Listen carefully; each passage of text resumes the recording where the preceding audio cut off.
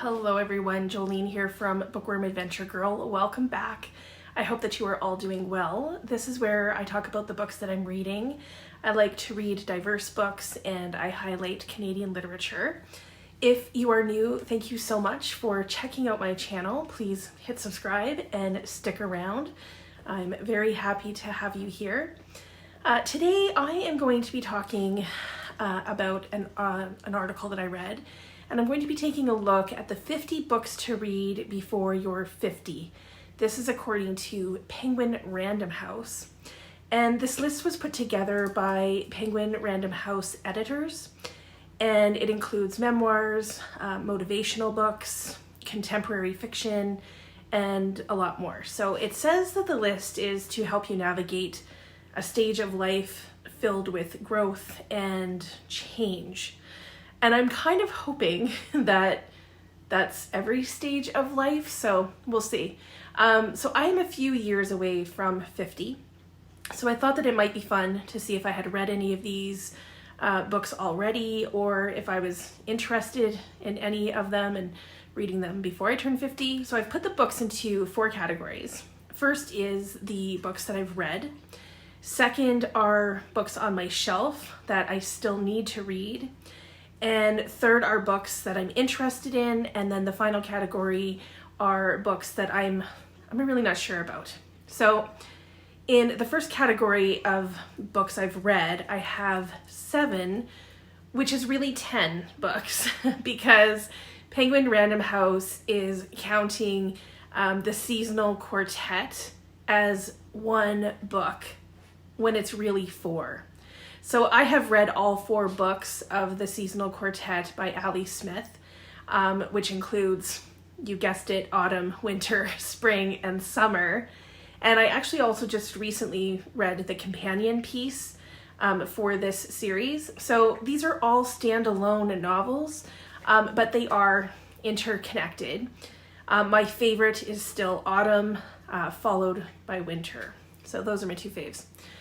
Another book on the list that I've read is The Signature of All Things. This is by Elizabeth Gilbert. And this is one of my all-time favorite books. The main character is Alma, a woman who loves science. She becomes a botanist. I loved the writing of this book and just how the story is told. It's a beautiful story. Next up is The Blind Assassin by Margaret Atwood.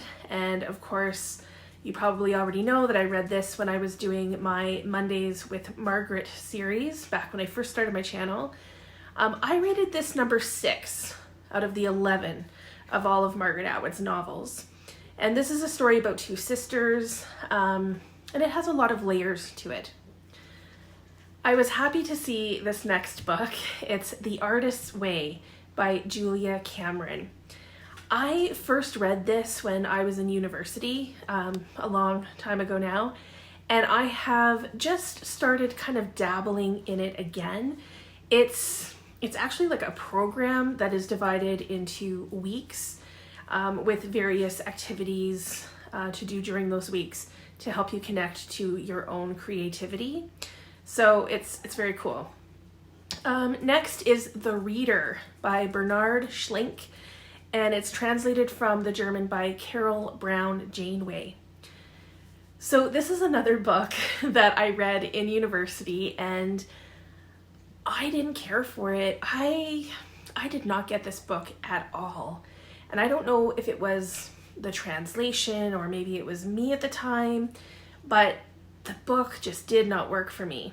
And then I saw the movie with Kate Winslet, I think, plays the woman. And I was blown away by this story. And I remember thinking, that's what this book is about? You know, how did I miss that? Because the story is so powerful. So maybe one day I'll go back and read this. Anna Karenina by Leo Tolstoy. So this classic, that when my friend and I buddy read it, again, probably, I would say, yeah, when I was in university, we called it Anna Karenina, because it was so long. And I have toyed with the idea of rereading it because, you know, I know the story and I think that I might appreciate it more now that I am older. We'll see. Maybe one day. The next book is a book that I would like to reread, and it's Last Orders by Graham Swift. According to Goodreads, I have read this book. I rated it. Yeah, I did everything. I know I've read other Graham Swift books that I have adored, but I have no recollection of reading this book at all. And yet I know it's been on my shelves a long time. I don't remember what it's about, so I think I do want to do a reread of this one.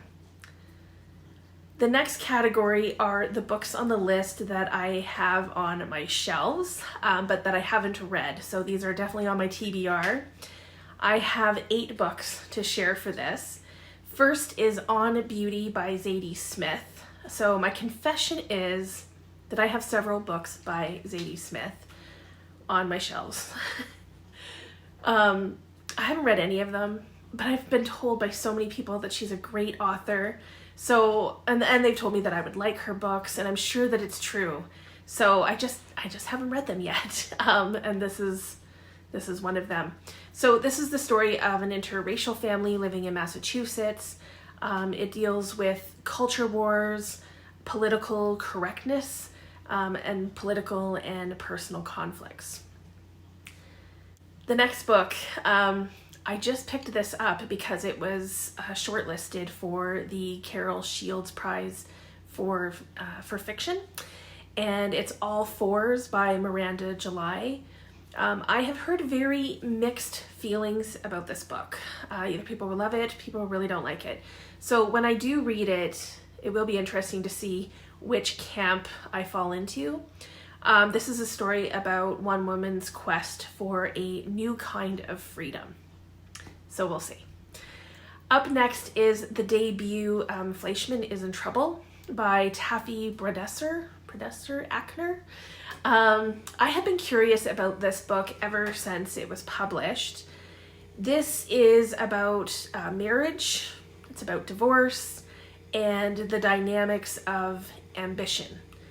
I think this is now a show or a movie or something. I've seen the previews for it, so I would like to read the book first if I am gonna check out the show. Okay, the next book has also recently become a film, and it's The Friend by Sigrid Nunez. And I first heard about this book through the author Chris Bojalian. He spoke very highly of it. This was a long time ago, and this is a story about the bond a woman has with her dog, so of course I love that. And it's a story about love and friendship and grief and healing, so I am here for all of those things. Another book that I have been wanting to read and that I think I'm really going to like when I do get to it, it's Days Without End by Sebastian Barry. So this is about 2 young men who are fighting in the American Indian and Civil Wars. I've heard people speak very highly of this book as well, and yeah, I do hope to read it sooner rather than later. The next book was a book that my book club read probably about 10 to 15 years ago, and it's Hotel on the Corner of Bitter and Sweet.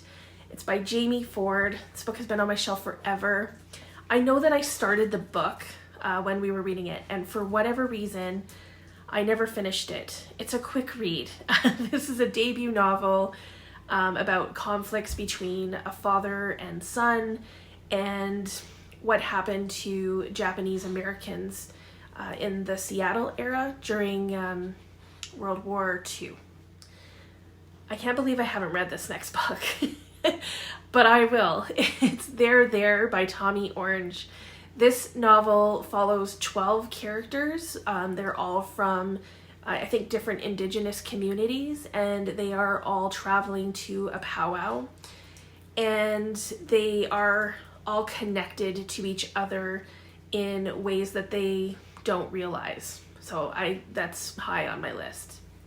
The last book from the list that I have on my shelf that I still need to read is Love in the Time of Cholera by Gabriel Garcia Marquez.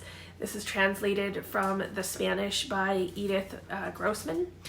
So this classic has been, it's been on my shelf for quite some time.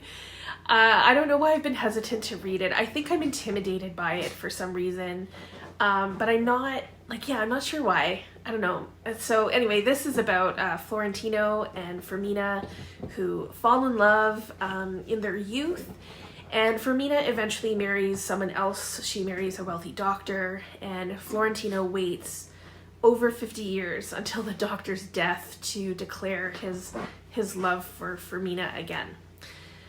So that's that category. Okay, so for the next category, there are 24 books that I'm interested in. So this is almost half of the list. This is what happens when you want to read all of the books. Sorry, my dog is just playing here and he's having a good time. So the first book is getting a lot of buzz. It's The Let Them Theory by Mel Robbins. So I've been hearing about this theory. The theory is one I think that I already kind of live out in some ways, but it's a book that I may pick up one day. So we'll see how it goes. Next is a book by an author that I have never read, but I have several of her books. And it's The Backyard Bird Chronicles by Amy Tan. I think this is different than what she usually writes. I don't think this is anything like her other books that I have. So this is a book about the exploration of birding and nature. But this is a book that I would consider if I ever do get to some of her other books first. And if I enjoy her writing, which I really think that I will. I don't know why I haven't read her yet. Okay, How to Know a Person by David Brooks. This is about human connection. It's supposed to help readers become more understanding of others, I guess, and considerate towards other people, and to find the joy that comes from, being seen. And I just think that the world could probably use more of this right now, so I may read that. Everything in Its Place. This is by Oliver Sacks, and I have really enjoyed other books by Oliver Sacks. This is a collection of essays, so that interests me because I am very interested in a lot of his thoughts and ideas, and these essays I think cover a wide range of subjects. Between the World and Me by Ta-Nehisi Coates. I don't know if I'm saying that correctly. Again, this is an author that I have some of his books and I want to read them before getting more, but I've heard so many good things about this particular book and this author, so it's definitely, on my radar. The Second Sex by Simone de Beauvoir. I've read other things by Simone de Beauvoir, I think when I was doing my philosophy degree, and I think that I would like this. This book looks at the Western notion of woman, and it explores inequality and otherness. Next is The Source of Self-Regard by Toni Morrison. So I read all of Toni's novels when I was doing the series Tuesdays with Toni with A.J. Dunn. And I think that it might be interesting to read this in light of all of that, because it is a collection of Morrison's essays and speeches, and it speaks to today's social and political movements. Okay, Breathing Lessons by Anne Tyler. So last year, or maybe the year before, I read a book by Anne Tyler because I had heard so many things about Anne Tyler. People talk about her, and they were saying that I would like her. But I didn't really enjoy the book that I had read. It was okay. And then people were saying, oh, well, that book, which I can't remember the name of the one that I read. I can't remember what it was, but they were like, oh, that wasn't like her usual books. And they all suggested I read Breathing Lessons. So I am totally willing to, give this a try. Plus, this is a book that takes place in a single day, and I find that interesting when authors choose to do that. So one day I will read Anne Tyler again.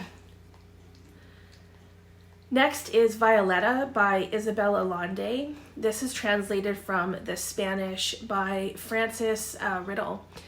And this is another author that I've heard really, really good things about, and I have yet to read her. So this book in particular is about a 100-year-old woman, and we get to see kind of the world, basically the 20th century, through her perspective. And it's pretty cool because I was literally just talking about this with a colleague at work just yesterday, and how sometimes when we have patients who are in their 90s, or we've had several patients over 100 years old, I love talking to them to hear their experiences of what it's like to have seen all of the changes in their lifetime, you know, or the things that have stayed the same. So it's very cool. The next book kind of follows this theme as well. It's The Summer Before the Dark, and it's by Doris Lessing. This is about a middle-aged woman whose 4 children are all grown up. They have all left home, and her husband is occupied with other things and doing whatever he's doing. And she has this entire summer free for adventure and exploration. Okay, next is Salt by Mark Kurlansky. And this is a nonfiction book that looks at the only rock we eat, which is salt. And it is about how salt has shaped civilization, and it has played an important part in the history of humankind. Like, who would have thought, right? So I just think that this will be fascinating, since it's not something that I really think about on a daily basis or anything like that, but it's something that we use all the time.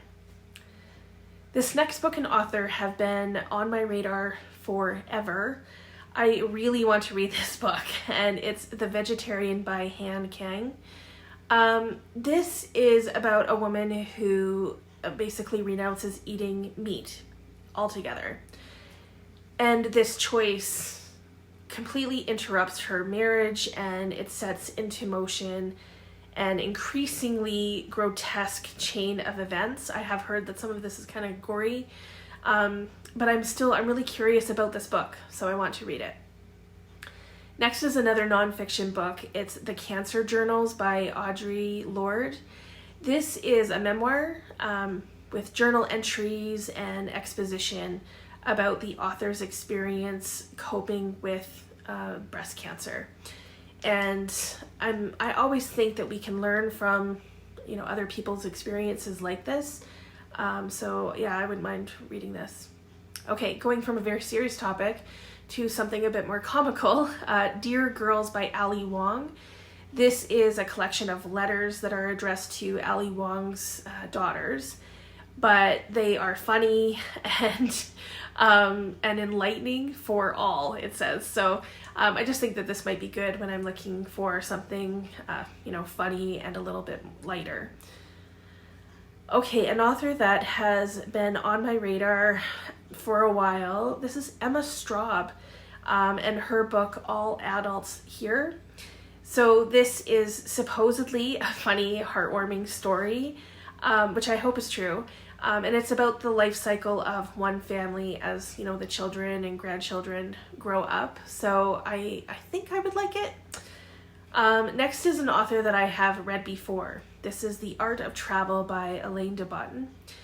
I'm interested in this book because it's a collection of travel essays, and I do love to travel, so I just think that there might be something inspirational here. Maybe I will get the travel bug again. Before We Were Yours by Lisa Wingate. I'm interested in this because it's historical fiction. It's based on the real-life scandal of Georgia Tan, who was the director of a Memphis-based adoption organization that kidnapped and sold poor children to wealthy families. So it sounds very sad, actually. Another book by an author that I've read before is The Heaven and Earth Grocery Store. This is by James McBride, and this takes place in 1972 in Pennsylvania, when they're digging the foundation for a new development. Workers find a skeleton at the bottom of a well, and it turns out that the residents of the town are basically keeping secrets about who the skeleton was and how it got there. So I think that this is an intriguing idea, and yeah, I wouldn't mind checking it out. The next book is a memoir that I've almost picked up a couple of times because people have told me that it's a good one and that I would like it. And it's Between Two Kingdoms by Suleika Jawed. I don't know how to say the last name. This is about a woman's journey from diagnosis to remission and what it means to begin again. So I will definitely read this eventually. Okay, this next book, I think I put it in this category because I feel like it is speaking to me after a couple of very difficult years. And it's called When Things Don't Go Your Way. It's by Heyman Sunim. This book draws on Zen Buddhist philosophy and the author's own experiences, and it's supposed to help the reader navigate, life's challenges with resilience and grace. So maybe we all need that sometimes. This next book is about friendship. I love books about friendship. And it's called So Much Life Left Over by Louis de Bernier. This is about an inseparable group of childhood friends whose world was torn apart by World War I. So some of the friends were lost in battle, and the survivors have had their lives upended and scattered, and now they are trying to, pick up the pieces. I think this is going to be one that I really like. The Age of Innocence by Edith Wharton. This is a classic that I obviously haven't read yet, but I would like to. And I haven't read any Edith Wharton before. So, Devotions by Mary Oliver. This is a definitive collection of Mary Oliver's writing from the last 50 years, and I've been wanting to read more of her work, of her poetry, so this is the opportunity. And then the last book in this category is called Waiting by Ha Jin. This is described as an atmospheric novel about a man living in two worlds and struggling with the conflicting claims of two different women. That part sounds ominous, but it sounds like this might be an intense read, and this is the first time I've ever heard of it.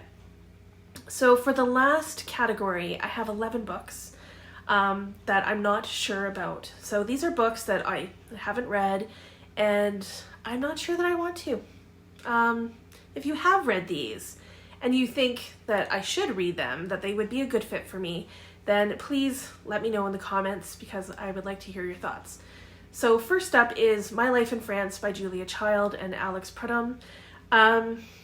This is Julia Child's story about her years in France with her husband. And for some reason, this does not call out my name. I think it's because I feel like I already know the story, but maybe I don't. Maybe there would be some surprises along the way. And if that's true, then maybe I do need to read it. I don't know.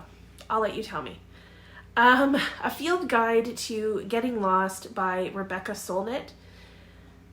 If this were just nature writing, like along the lines of an Annie Dillard book, I think I would be interested. But this sounds like nature, some random history, maybe some memoirish. I'm not really sure. So let me know if you've read this, and if you enjoyed it. Maybe I would too. I don't know. Another classic, Walden and Civil Disobedience. This is by Henry David Thoreau. On paper, this totally sounds like my jam. This is my thing. Walden being a social experiment and spiritual quest, and then Civil Disobedience being an essay that, has influenced nonviolent resistance movements around the world. Totally sounds like my thing. I'm just not sure I feel like reading these right now. I don't know. Maybe I should. The next book, I have had people tell me they really liked it. Atomic Habits by Jamie Clear. This is about forming good habits. And it does sound like a good thing to do. But I don't really feel like reading about it. So, yeah, so I haven't picked it up. I've even seen it in the stores and haven't grabbed it. So, next is Woman Without Shame by Sandra Cisneros. This is a collection of songs, elegies, and declarations that chronicle the author's pilgrimage towards rebirth and self-awareness. I just don't know. It's not exactly speaking to me right now. That's not to say that it wouldn't have at one time or maybe won't in the future. This next book, if you saw my kitchen right now, you might think that I really, really need this book. And it's The Life-Changing Magic of Tidying Up by Marie Kondo. Again, I feel like I've heard so much about this that I'm like, I don't really need to read it. Do items spark joy? Decluttering our homes is good for our mental health. Like, I kind of already know this. So, yeah, I'm not sure I want to read about it. So, next is The Omnivore's Dilemma by Michael Pollan. This is a book about what we eat and the consequences that our everyday decisions about food and what we are eating. Not sure I want to read a whole book about that. And I have a feeling, again, I kind of know the basics, processed food, bad. The population of the world is, getting too overwhelming. It's getting too big for us to sustain it. Eat healthy. There's already, I think, enough food in the world to feed everyone, but it's how we use and misuse those resources that is a problem. So I think I'm good not reading this too. But again, if you've read it and you think I should, tell me. Quietly Hostile by Samantha Irby, who I feel is probably a celebrity and maybe someone I should know, but I don't know. This just sounds like it's about an maybe online presence that hides the messiness of being a celebrity, and I'm not really into that. I might have that totally wrong, so I don't know, but because I don't really know who this is. But yeah, nothing really appeals to me about it. Tiny Beautiful Things by Cheryl Strayed. Okay, I'm just going to be really honest here. I read Wild by Cheryl Strayed, and it was okay. Like, technically, it should have totally been my thing, but I wasn't really a fan of Cheryl as a character in the book. And I know she's a real person, so I've never met her, so maybe I would feel differently, in actually meeting her. But in the book, she did not seem like someone I would take life advice from. So reading a book of her best advice columns isn't really my thing. Okay, with this next book, I feel like I know what's happening here. Okay, the next book is How to Love Better by Young Pueblo. Okay, so it seems that all the self-help, or most of the self-help books and books that are, going to change your life and are, all those kinds of things, that they're not the ones for me. And I don't think that this is because I have everything figured out. I certainly don't. And I certainly don't do everything perfectly. Far from it. Could I keep my house cleaner? Could I deal with things differently? Could I work on some of my relationships? Yes, probably a lot of things, could be improved. But, and this list is supposed to be for people in their 40s. So I'm at the later part of that decade. And I do think that most likely I have lived more than half of my life. And I'm hoping that I have done some things right. And I have some things figured out by this point in my life. Not everything, but I have a good life. And for the most part, I am very happy. I am not someone who frequents the self-help book displays. So I think that's what's happening here, is I'm going, oh, I don't need this book. So this is just not the kind of thing that I usually read or feel like I need to read. So it's not that I don't think that these are, aren't good books or that they're bad books. I just don't think that they are the books for me at this moment in time. Okay. The last book in this category and on the list is An Artist of the Floating World. This is by Kazuo Ishiguro. This is in this category only because I have never read this author before. I know he's very popular, very famous, and I have 1 or 2 books on my shelf from this author, and I think that I would like to try those first before I venture into more of his work. So this may be a book that I will eventually check out. I'm just not interested right now. So we will see where I land eventually on those. So these are the 50 books that Penguin Random House editors put together as the 50 books to read before you're 50. So please let me know, how many books on this list have you read? How many would you like to read? Let me know if there's some that you think I should prioritize. Are there any books that you would add to this list? I know they're all Penguin Random House books, but maybe there's some you would add. I want to hear all about it. So I look forward to chatting with you in the comments. As always, thank you so much for watching. I hope you enjoy the rest of your day, and don't forget to make every day an adventure.